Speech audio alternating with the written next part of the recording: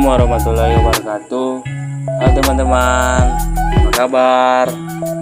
Nama saya Rendy Ahmad Balita Rahab, mahasiswa dari Politeknik Pembangunan Pertanian Medan dari kelas 2B.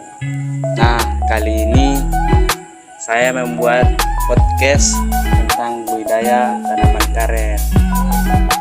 Nah, kali ini saya akan menjelaskan sedikit ulasan tentang tanaman karet. Teman-teman belum tahu kan apa itu tanaman karet? Tanaman karet merupakan tanaman tahunan yang dapat tumbuh sampai umur 30 tahun. Adapun nama latinnya Hevea brasiliensis.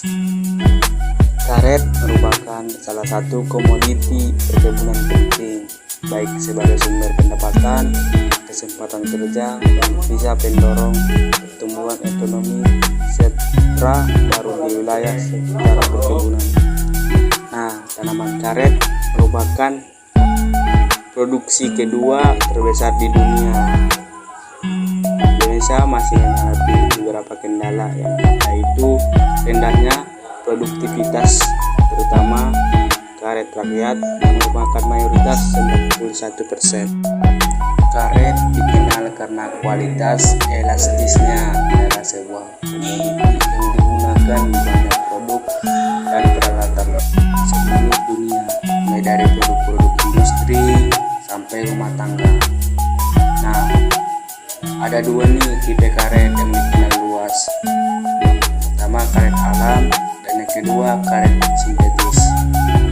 Karet alam dibuat dari getah atau latex dari pohon karet. Sementara tipe sintetis dibuat dari minyak mentah. Indonesia adalah salah satu produsen dan eksportir karet alam terbesar di dunia. Nah, negara kita nih teman-teman teruskan eksportir terbesar di dunia. Pohon karet memerlukan suhu tinggi yang konstan, mulai dari 26 sampai 32 derajat Celcius, dan lingkaran yang lembab supaya dapat produksi maksimal. Kondisi ini ada di Asia Tenggara, tempat sebagian besar karet dunia diproduksi. Sekitar 70% dari produksi karet global berasal dari Thailand, Indonesia, dan Malaysia. Memerlukan waktu 7 tahun untuk sebatang pohon karet mencapai usianya produksinya. Setelah itu, pohon karet tersebut dapat berproduksi sampai berumur 25 tahun. Karena siklus yang panjang dari pohon ini, penyesuaian suplai jangka pendek tidak bisa dilakukan. Sejak tahun 1980-an, industri karet mengalami pertumbuhan produksi yang stabil. Kebanyakan hasil produksi karet di negara ini kira-kira 80% sampai diproduksi oleh para petani kecil. Oleh karena itu, perkebunan pemerintah dan swasta memiliki peran yang kecil dalam industri karet domestik.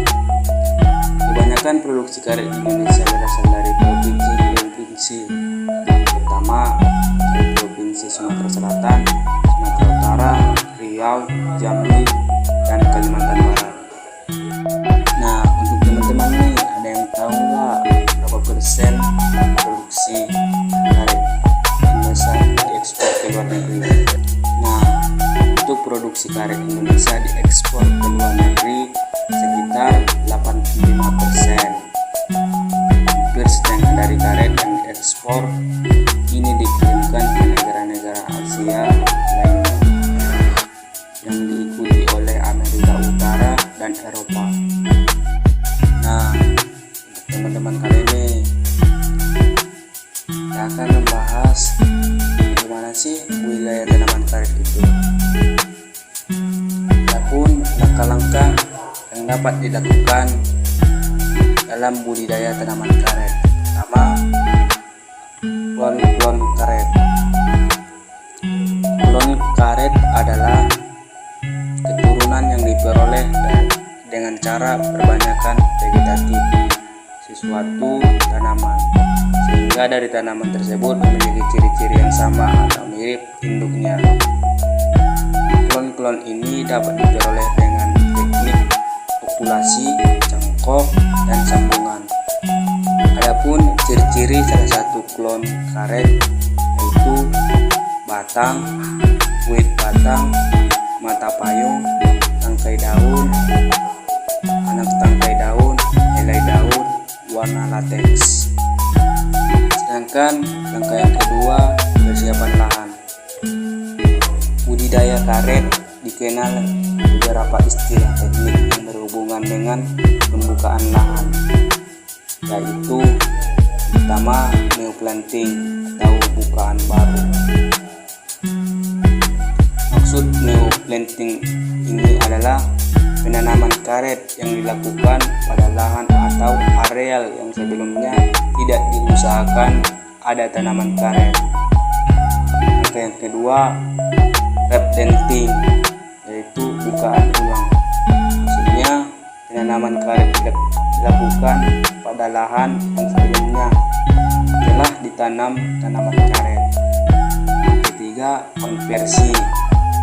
Sebelumnya lahan yang akan ditanami harus dibersihkan dari pohon-pohon dan tanaman lain, tanggul, serta sisa-sisa tumbuhan.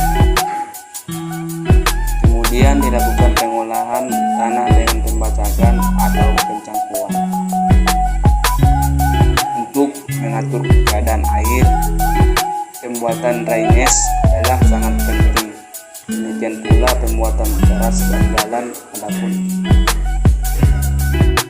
Adapun usaha-usaha yang dilakukan untuk mencegah erosi, pertama, penanaman menurut kontur.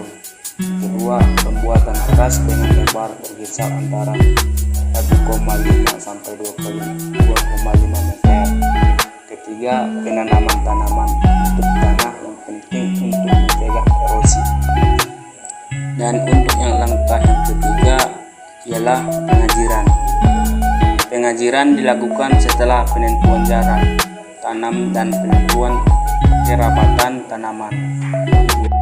Tujuan pengajiran ini adalah untuk memperoleh barisan tanaman yang teratur sesuai dengan jarak tanam dan berhubungan antara tanaman. Adapun untuk barisan-barisan karet yang dapat dibentuk ada dua macam, yaitu barisan lurus, maksudnya pada lahan-lahan yang datar atau agak miring. Kedua, barisan kontur pada lahan yang bergelombang. Adapun langkah yang keempat adalah jarak tanam.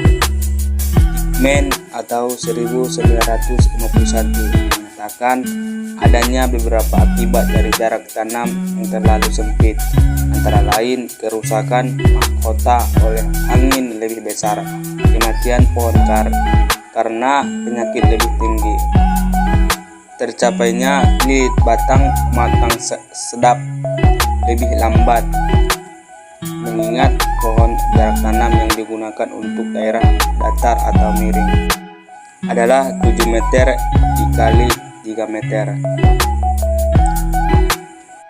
Adapun langkah yang kelima ialah pembuatan lubang tanam. Untuk lubang tanam sebaiknya dibuat sekitar 2-6 bulan sebelum saat tanam tiba. Ukuran lubang yang umum digunakan adalah 60 cm dikali 60 cm dikali 60 cm atau 80 cm dikali 80 cm dikali 80 cm. Penanaman tanaman penutup tanah. Dan untuk penanaman karet dan pemeliharaan, 2 minggu sebelum penanaman dilaksanakan, lubang tanam ditutup kembali dengan tanah galian yang terdapat di kanan kiri lubang untuk memperbaiki kesuburan tanah.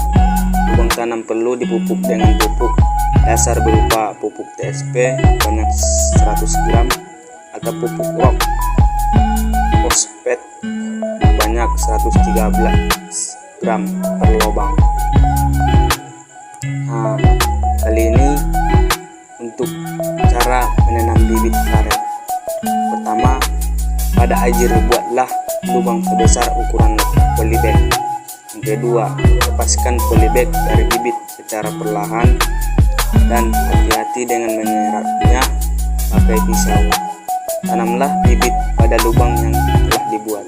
Yang ketiga, timbun dan padatkan tanah di sekitar bibit agar bibit berdiri kokoh dan tegak. Keempat, tutuplah tanah sekitar bibit dengan mulsa. Mungkin teman-teman sebagian ada yang tahu cara menanam bibit karet yang baik.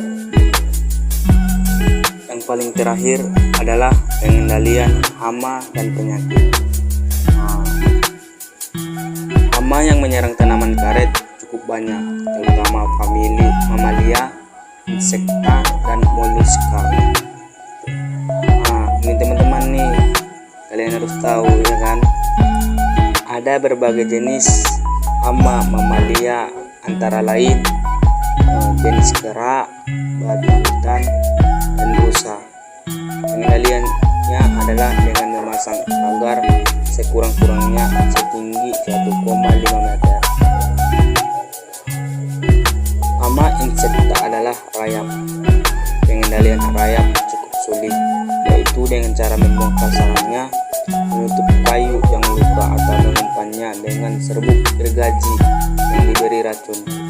Bila telah menyerang tanaman, pengendalian atau pemberantasannya dengan penyemprotan menggunakan jenis insektisida Aldrex 2 dengan konsentrasi 0,05%.